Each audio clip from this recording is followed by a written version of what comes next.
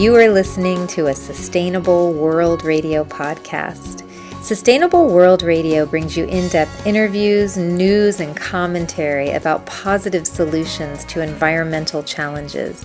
Solutions that adhere to the permaculture ethics of earth care, people care, fair share. Are you interested in learning more about permaculture projects around the globe? How to plant a food forest? Restorative design or ethnobotany? Then stay tuned for Sustainable World Radio. I'm your host and producer, Jill Cloutier.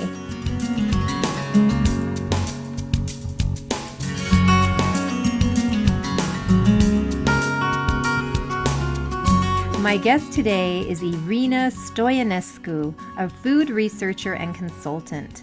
Irina specializes in nutrition, healthy food, and trade issues, and she focuses on educating about the revival of food traditions, balanced nutrition, and sustainable food systems. And Irina is currently working on a project to introduce Eurasian specialty foods to a larger audience. Welcome to Sustainable World again, Irina. Thank you, Jill, and thank you for having me. It's always a pleasure to be a guest of your show and to share some of my work with you. Today we'll be talking about the rediscovery and discovery of food traditions. And Irina, one of the topics we want to talk about is millennials' influence on this rediscovery.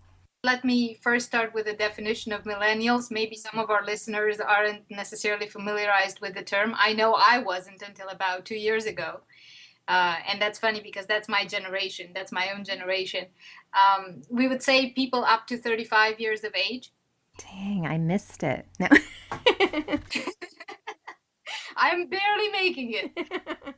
Oh, and we'll also, for those non-millennial listeners right now, we will be discussing broader issues as well. Oh, absolutely. Absolutely.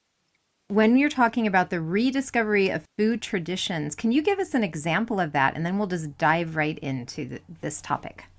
Absolutely. Well, look at quinoa. Look at what has happened with quinoa. If you were to look at it in the 80s, you would have said it was a very marginal food in the US. It was consumed by a very small group of people. And gradually, you can now find it, I think, even in Walmart. It became a very popular food, thanks to its nutritional benefit, but also people were fascinated by its story. They were fascinated by the growers of it in the Andes. They were fascinated by the fact that it was an ancient Inca plant, that it was a non-gluten food. And little by little, it came to be a very popular food. Why do you think that millennials in particular, and many other non-millennials I know, why do you think there is this current interest in reviving food traditions? Well, I think it's a search for identity, and I think it's a search for community. In fact, I was reading an article recently titled "Food is Community for Millennials," and I think it's a good distillation. They're interested in rediscovering who they are, and they're interested in discovering the world. It's a cultural experience. Food is a cultural experience. I believe this is very logical in the context of us talking all the time about global issues, but at the same time we're talking about local culture. So really we're talking about food stories and community with food. Can you talk a bit about that? Why do you think the story of food is so important right now? Because I think that people are becoming increasingly more interested with contributing to a sustainable food system, to improving their health, but also about eating foods that they can feel good about. They want to know what their food is, as much as on a functional level, what is it going to do for their health, as much as what is it going to do for the community that's raising that. It's an ethical consideration that is being added to food. Mm-hmm. Which for years, I mean, when I was growing up and eating all those delicious TV dinners and what Vienna sausages in a can and it's some healthy food. Sorry, Mom, but a lot of that processed food. The story was never even. I mean, it was Chicken of the Sea, the tuna, Charlie tuna swimming. That was about the only food story we had. But I think Yes, I think you're right. I think we went through an era of standardization where there was a greater value being put in knowing what to expect. It's going to taste the same and you're going to know it, and it doesn't come from a specific place. And gradually, we are moving toward a localization, quote unquote, of food, if you will. People are very, very interested in understanding the source of their food. And it's a localization, and yet it's also a globalization of bringing in foods from different areas. Correct. And I think this is what empowers, in a way, our desire to have foods with a story. It's the quick communication and it's the betterment of transportation and trade in some of these things. And do you think this is a natural, what would it be, succession or a natural a natural transition from the dulling of our taste buds, at least in the United States with all the fast food and the food we were just talking about? Do you think this is a transition from that? It's like the pendulum swing to wanting to know the story of the food and eating food that really tastes good. I really think it's a natural transition caused by two main factors. I think it's the health crisis on one end. People want to eat better quality food. And it's the identity crisis at the other end. People want to have something that matters that they are putting on their plate. In terms of, is it a natural transition? Yes. And I don't think we've made that swing fully. Even if you're looking at the young generation, I was reading a poll, 60% of them are still visiting fast foods from time to time. So you could say that they're coexisting right now, that standardized meal with the more exotic, more traceable part of it. So this would explain this desire for community, the ethical consideration when we're choosing foods now, why chefs, cooking schools, cooking classes online, it's all so popular at this time. It's very popular. And if you look at how many chefs are becoming role models today, even when I was growing up, yes, we had chefs that we knew we wanted to go to the restaurant and eat there because the food was really good, but you couldn't say that they were as popular as they are today. And I think that they are they are part of the force driving this change worldwide. If you look at some of the best restaurants in the world, are you familiar with Noma? No. Noma, for years, was considered the best restaurant in the world according to San Pellegrino classification. It's in Denmark. It was very, very special because the chef that runs Noma, his name is René Redzepi, put together a menu based exclusively on Scandinavian foods. Now, typically, when people think of Scandinavia, they think of a cold climate with relatively little to offer. So he decided that he didn't want to approach high cuisine by imitating French recipes or Italian recipes. He wanted to do something that was fit within the climate he was in and within the culture he was functioning in. So he decided to come with this menu that was completely new at the time. People were not familiarized with those ingredients necessarily, and he went to number one.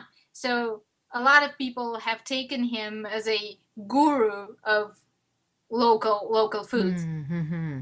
At the other end, people are looking to reinterpret what food really is. Another very famous chef is Ferran Adria, who opened El Bulli restaurant in Spain, and he is also the creator of molecular cuisine.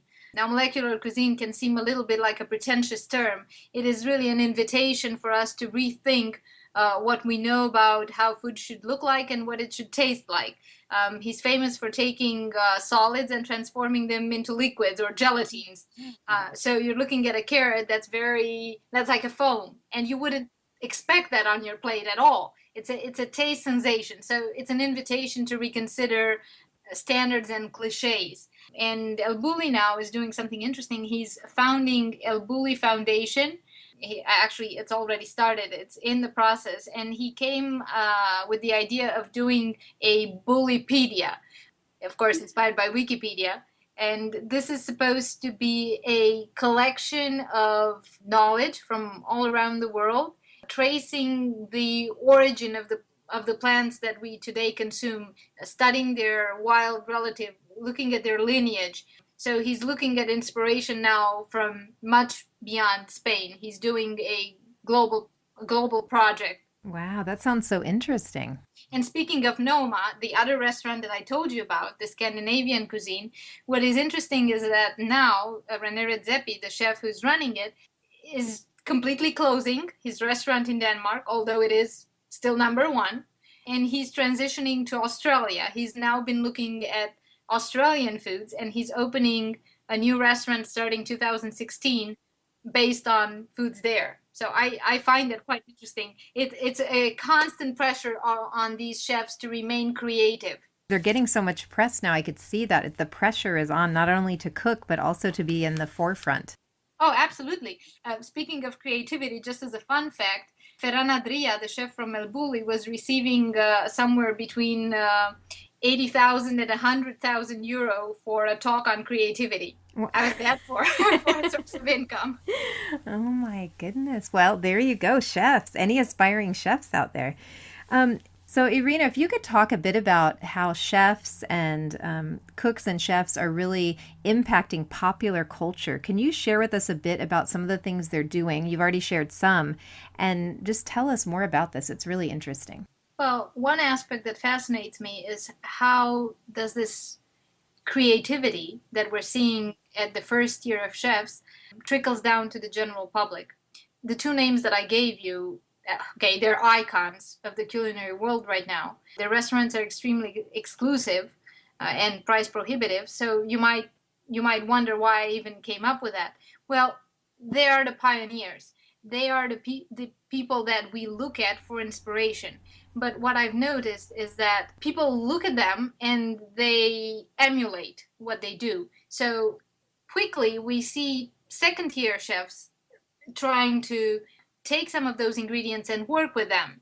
And then we see them in quote-unquote health food stores, so that then in the latter phase of this process, you can see it at the lower price range type of food store. It really does have a trickle-down effect. We look at them for inspiration. For a while, it is a very exclusive recipe or product, but little by little, it does enter our life, the life of the commoners, of us commoners. It's so true. Like you were saying, quinoa and these certain foods that before were just specialty foods. They were specialty foods. And another thing that I find very interesting with the destiny of quinoa is it went from being a royal food for the Incas to being poor people's food after the conquest, after the arrival of the colonists. And again, it went to being a high status food, especially in the US, because it was fairly expensive. And now it's becoming more of a popular food. So I find interesting that alternation of it being rich people, poor people food. And it keeps going back and forth. A little bit, yes. I was speaking, I had the pleasure of being at the International Symposium on the Quinoa, which was organized in Pullman, Washington about 3 years ago. And I was speaking to one of the major importers of quinoa into the United States.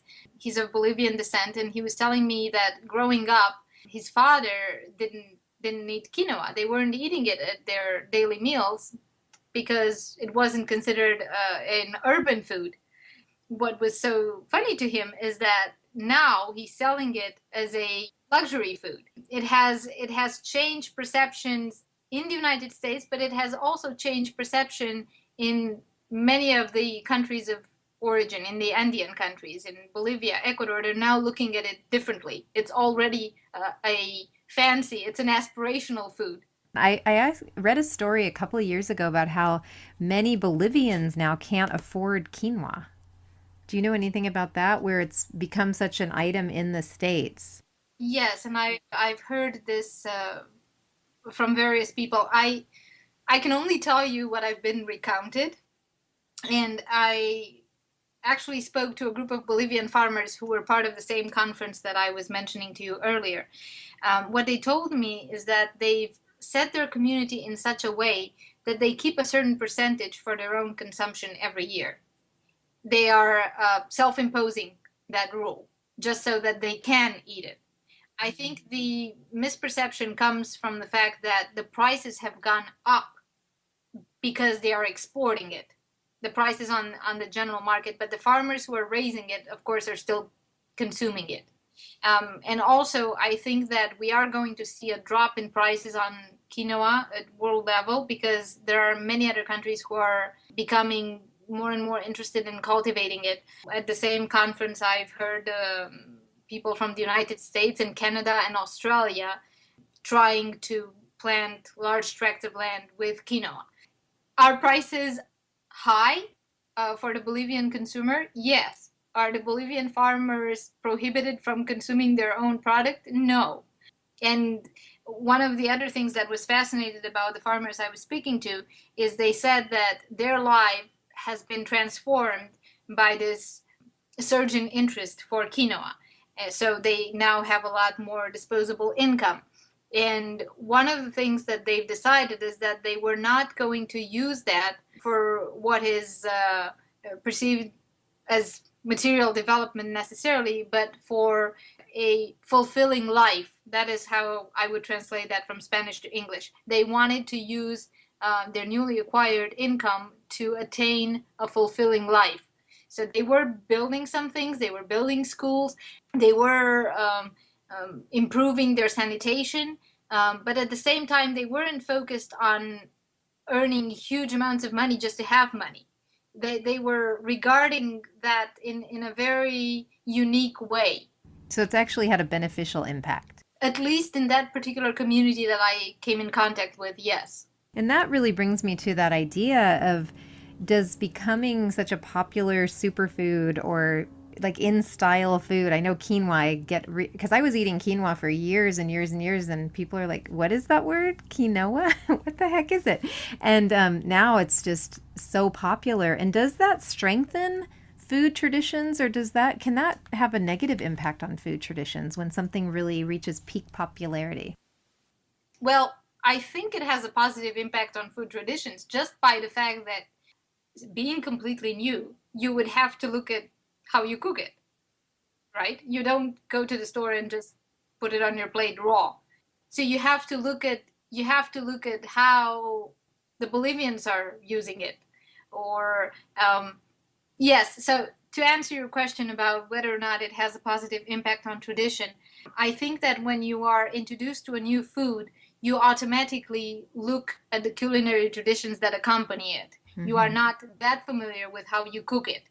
So at least from that perspective, when you look at the culinary traditions, most people would feel inclined to also look at the history of the country, to look at the group that has been raising it for a lot of years. So yes, I think it's expanding our knowledge of the world. I think it's a more positive than it is negative impact.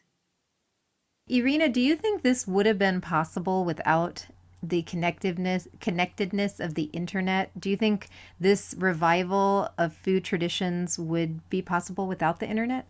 To a much lesser extent, in my opinion. I think that today we are seeing a fascination with posting pictures. Everybody has Instagram and Pinterest and Facebook, and they're all full of photos of different recipes of what we eat, where we dine out, what countries we're visiting. I think that's definitely facilitating our ability to gain information of other cultures and specifically of other food traditions. I believe that it's speeding the process. I don't want to say that it would not be possible without the internet, because people have been exchanging tradition for the longest time. If you think of what we now consider part of the Italian typical meal, think of the tomato, or think of corn, think of polenta. Obviously, they took that from somewhere else. They took it from South America, and they adapted it to their own cuisine, making it part of their tradition. I put that in quotes.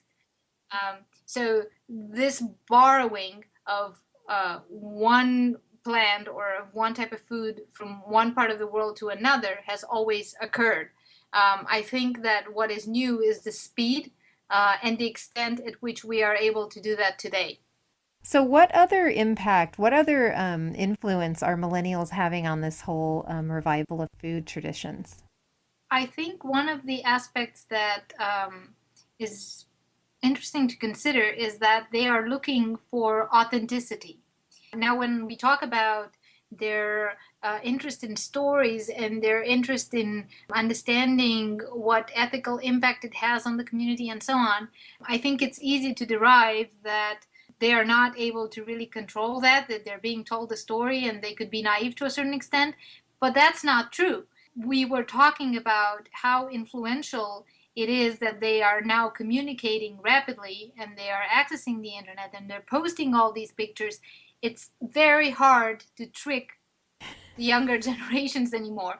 They share information, they share pictures, and they're keen on choosing what is authentic. They're keen on choosing the producer for the real value that they're putting into that food that they're recommending to them. So I believe authenticity is one of the key words of this generation, and the reason we are able to monitor for that is exactly the internet.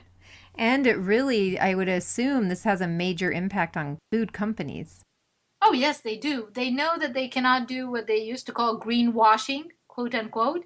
They can't just come up with something that is superficial with a minor transformation and hype it up. It's much harder to do today than it would have been prior to the Facebooks and Twitters. And I think that's a positive impact on all of us. It's accountability. Absolutely. Absolutely. And I think companies are well aware of that. This is why you see a lot of them now being genuinely interested in coming up with products that are presented very, very objectively. Yes, absolutely. In publicity, everybody tries to convince you that that is the best, but I think that because of that increased accountability, they're much more careful with the kinds of claims that they make. If you look even at commercials, they're a little bit more ironic. I think that they're ironic, but they're very factual. And it's influencing other domains as well. I was in Connecticut last year at a tourism conference, and one of the speakers said that the number one driver now for tourism is what people perceive as being green, and that it goes much beyond the carbon footprint. Now they're interested in what they're going to do for that community. They're interested in what kind of food they're going to eat. Is it a local food? Is it organic? I believe that we're seeing a complete transformation taking place. That's not just about food. It really is about ethics, and it is about caring in a global sense. Truly, we're giving that caring in a global sense a tangible aspect. And Irina, do you think that this is happening worldwide, rediscovery of food traditions? Oh, absolutely. I just took a trip to my native country, to Romania, and believe me, I saw plenty of quinoa products being sold. Yes, definitely, it is a worldwide transformation. I was turning on the television one evening and switching channels, and I think that 4 out of 10 shows were about cooking. I certainly believe it is a worldwide tendency, and it's due to the faster communication. It's due to the internet. It's due to people having a thirst for sharing part of their identity, who they are. I think that it's a mistake to believe that people want globalization and want to think of themselves as an amorphous mass. I think if we can think of globalization as the ability to exchange information and goods at a more with a more efficient mechanism and at a greater speed, I think that that's something that would be much more acceptable to people. We are witnessing this food tradition revival. And one thing that struck me about this was that we have the popularity of food, food traditions, cooking, also with the apparent detachment that many of us have from nature right now. Do you think that the whole food tradition revival can be a lifeline to connecting people more with nature? Or can you talk about that Yes, I do. disconnect? Yes, I do. In fact, I think I was pointing to that contradiction earlier in our discussion. The younger generations are perceived as being remote from nature and really not knowing where their food comes from. I think that everybody is quite familiar with the polls where children said that yogurt grows on trees. So, yes, there is that. But at the same time, I think that we are witnessing a greater interest in learning where the food comes from and learning about cooking itself. For one, cooking tends to be now more gender neutral. If we're referring to millennials, I was reading this article according to which 61% of females and 60% of males in that particular generation now like to cook. Wow. They declare that they enjoy cooking. Now, backtrack, think 30, 40 years ago. How many males would have told you that they like to cook? So that's one part of it. It's much more uniform. And the other thing is that they are actually more inclined to learn about cooking than older generations. So yes, I think that there is going to be a reconnect with nature. Again, a gradual process. It's not going to happen overnight, but you do see people interested in cooking, and you do see a lot more people interested in understanding if we have good ingredients, quote unquote, if the foods have been processed, if it's organic or it's not, if it has been ethically raised. So all of these notions, I think, are driving a better understanding of where food comes from. How else are the millennials fueling this interest in food, reviving food traditions? Oh, I think that they're voting on it with their pockets. Although they are not known as a wealthy group, and many of them still depend on their parents. Remember, they're up to 35 years of age. Many of them still depend to some extent financially on their parents. A study conducted by the Boston Consulting Group concluded that they are more willing to spend their money on food than they are on electronics and clothes and beauty accessories, which have traditionally, been seen as the greatest and the most inviting kinds of categories of things that you would invest your income in. And I find this to be very interesting. Also, independent of how much money they make, they seem to maintain their high interest in dining out and trying new sensations, new tastes, new foods, new preparation methods. So I think they're, again, independent of their revenue, I think that you see an interest in understanding more about food and in trialing new dishes. That sounds, I think millennials, I think your priorities are right. Food is so important. It is so important when you think it's something you do 3 times a day. I love that study because I've been that way pretty much my whole life, but I've had many people say, why do you spend more on food? What is the point? And I think now it's more accepted to do that. Right, it's more accepted. I don't think it was completely outside of people's preoccupation to do that, but there was also a lack of information about what constitutes good food. You were talking about the fast food era. I don't think people were preoccupied with that. I don't think that they allocated value to eating very healthy foods. And also there was maybe a negative stigma when you talk about ethnic foods, you talk about a group food. You used to talk about it as something that was foreign to you. It wasn't inviting enough. I think it was a very small group of those who were more daring about trialing these new things. So true. And now it's more discovery and sharing, and people are much more open. So, Irina, tell us a bit about the cross-cultural exchange of foods. What are some examples of localized foods to a particular group or culture going global? Well, let's think of arugula or rucola. I was laughing the other day. I was reading this article from 2002, published by Purdue, by the university. And they were referring to rucola as being one of the new promising crops. Now, if you go today in the stores, everybody knows what arugula is or rucola is. It used to be a very niche product that you would find in Italian restaurants and in Italian neighborhoods. But now it's everywhere. everybody consumes it. We talked about quinoa. It's one of those other things. Most people today know what quinoa is. They may use it or not, but they know what it is. Think of coconut oil just a few years back, and now it is absolutely everywhere. So I think that with many of these foods, you can see a transition from them being quote unquote group foods or ethnic foods to being health foods and then to being popular foods. Irina, when you were talking, we were talking about certain foods that have really gained in popularity. One that you mentioned was arugula, and I just know it grows like a weed. Can you tell us a bit about that? It grows like a weed. It's native to the Mediterranean region, and it was always used in that area as a salad vegetable. Now, what is interesting to me about that is that in terms of palatability, a lot of people wouldn't feel so inclined. It has a certain bitter note, if you've noticed.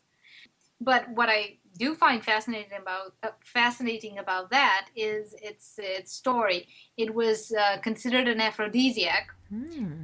and for that reason, it rose and fell in popularity. And it No was pun intended. No, go ahead. no, absolutely not. I didn't even notice until you told me. But it was, for example, forbidden to grow it in monasteries during the Middle Ages, and it was forbidden in times of war. So I think that a lot of these things that we see surging in popularity are doing so because of their taste, because of their nutrition, but also because of their stories. People like to hear the story. I mentioned to you I work as a consultant. One of the things that I always advise my partners is to tell the story. It is as important as the nutrition is on a new food. People are fascinated with finding out more about how that plant was raised, how it was consumed, what kind of intrigue was built around it. So arugula has a very interesting story. Are there any other food stories you want to share with listeners today?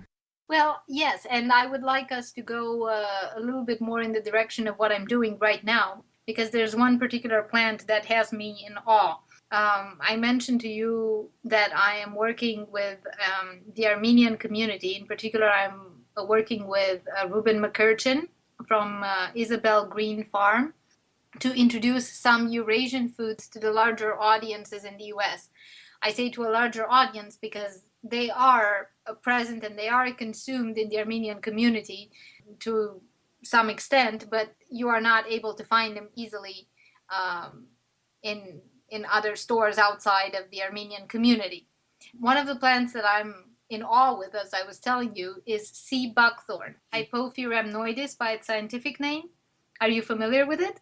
You know, I'm familiar with the oil of it, but not the actual, is it a fruit? Yes, it Berry? is a fruit. It's a small berry.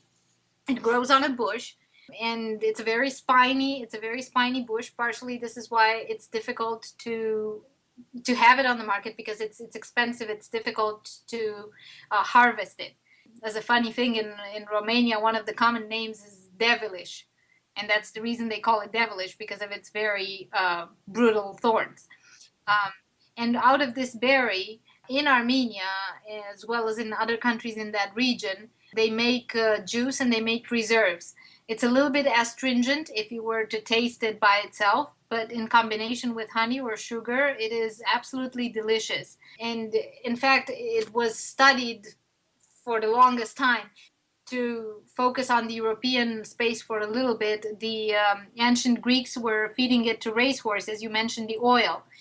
The oil makes your skin very good and it makes your hair very shiny. So they were giving it to racehorses to make them look good. But they also knew of their medicinal properties and they were mentioning it in different treaties for medicinal qualities.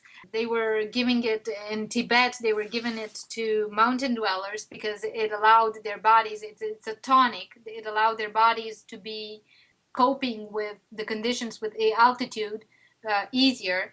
And they also discovered much later on that it has a positive effect on people going into space.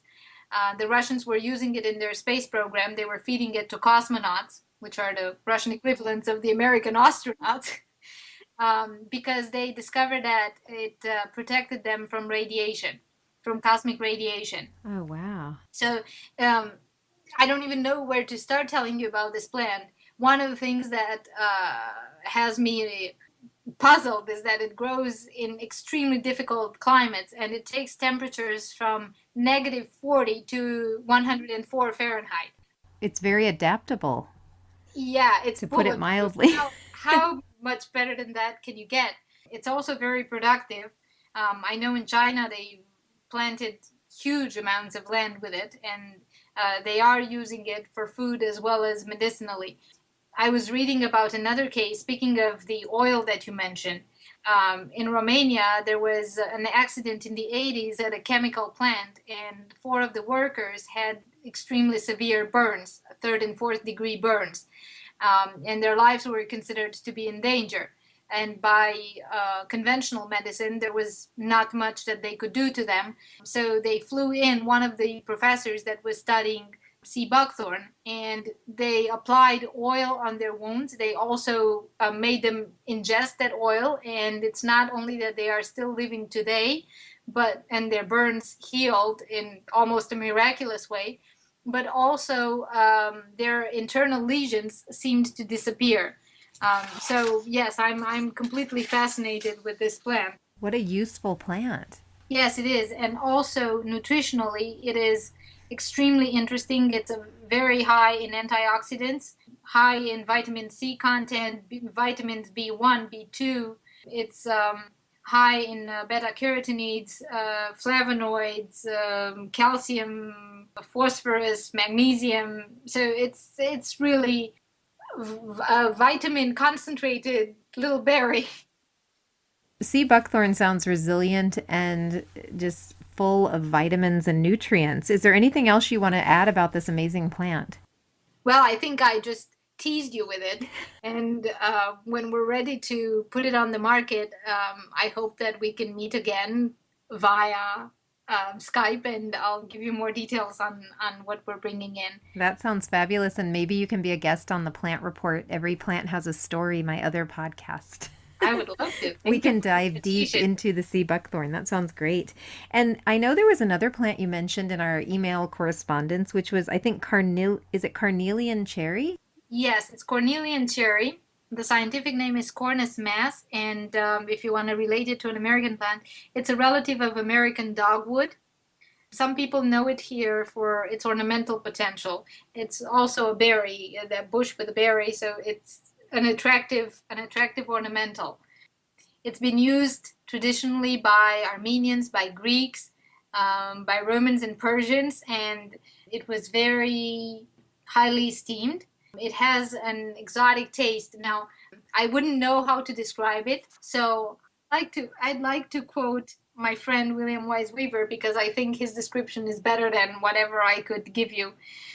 He says it's very complex. It's a mix of carnations, the Croatian cherry liquor Maraschino di Zadar, black cherries, and the touch of the fragrance of a night blooming cereus. So that doesn't make you want to taste it. Fascinating. I want one. It is extremely special in taste. I really don't have a good comparison to another berry. It's an exotic taste and also has an incredible perfume. So this is another one of the things that we would like to introduce the American public to, and we're thinking of preserves at this point. It's also very high in vitamin C, so another one of those boosts for your body, especially as we're going into the cold season. It can also be pickled. I am thinking that this is another product that would be much appreciated. You can pickle it almost like an olive. And I've never heard of that plant. Again, it's one of those that you would be able to find to a very limited extent in ethnic markets. With your experience with food and food trends, if you had to forecast where you see the next inspiration of food traditions being revived, what would that be? I think we are all seeing the interest in South American foods. I follow chefs, and I see that a lot of them are researching that area. I believe what I'm working on right now is certainly going to be of great interest because it's a zone of an extremely unique cultural mix. If we're talking about the Caucasian mountains, if we're talking about Eastern Europe, it's really the confluence of Eastern and Western civilizations. So I think that's another area that has a lot of potential. And then I also believe that we will see in America an increased interest in native foods, in Native American foods. And that's another surprise that I hope to share with you shortly. I am working on another project to promote the foods consumed by the Native Americans. Well, I look forward to that. And is there anything else you want to say about the topic today of food? That we talked about amazing plants, reviving food traditions, and millennials' impact on this whole topic, on this whole issue. That I hope that the trend of reviving cultural tradition continues and expands beyond the group of millennials. That I believe that a creativity in the cuisine will keep not just your intellectual pursuits happy, but it will also allow you to have a diversified diet and a better health. And I think that's what we are all aspiring to. We want to satisfy our souls and our bodies. We want to have foods that we are happy to consume because of how they're raised, because we like their stories, and because they enable us to keep our bodies healthy. Well, thank you so much for joining me and talking about this interesting topic today. It's been a pleasure to speak with you. Thank you, Jill. As always, it's my pleasure. And I hope that we will meet again soon. We will. Thank you so much. Thank you. You've been listening to a Sustainable World Radio podcast. You can find us online at sustainableworldradio.com and also on iTunes. For more information about permaculture and ecology, visit the Sustainable World Media YouTube channel, where you'll find videos about permaculture, aquaponics, organic gardening, rainwater harvesting, and much, much more. Sustainable World Radio is a listener-supported program. If you like what we do, please consider making a donation to the show. I'm your host and producer, Jill Cloutier, and thank you so much for listening.